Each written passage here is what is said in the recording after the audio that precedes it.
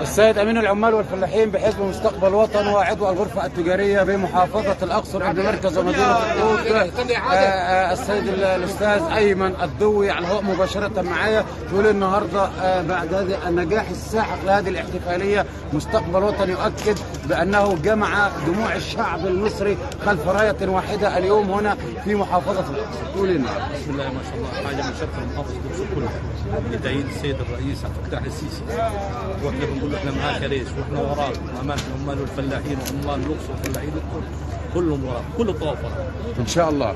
الاستاذ ايمن الضوي ليس ممن يهوى الحديث امام الكاميرات، ولكن النهارده خدنا منه كلمتين بنوصلها للقياده السياسيه، وبنقول دعما تأييدا لفتره رئاسه قادمه للسيد الرئيس عبد الفتاح السيسي رئيس الجمهوريه. شكرا جزيلا.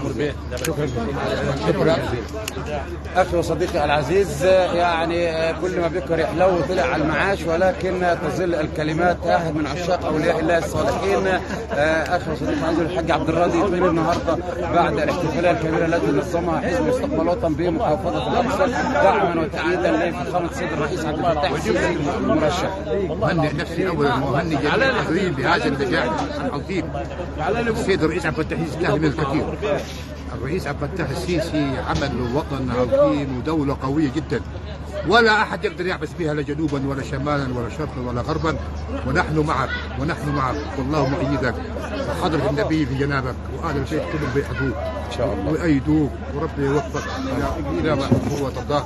ربنا يبارك فيك، وربنا يبارك في الاقصر وشعب الاقصر. اخي السيد عمرو الاعلامي القدير الكبير الذي يجوب الارض شرقا وغربا لنقل المعلومه الصحيحه، وفقك الله يا عمرو.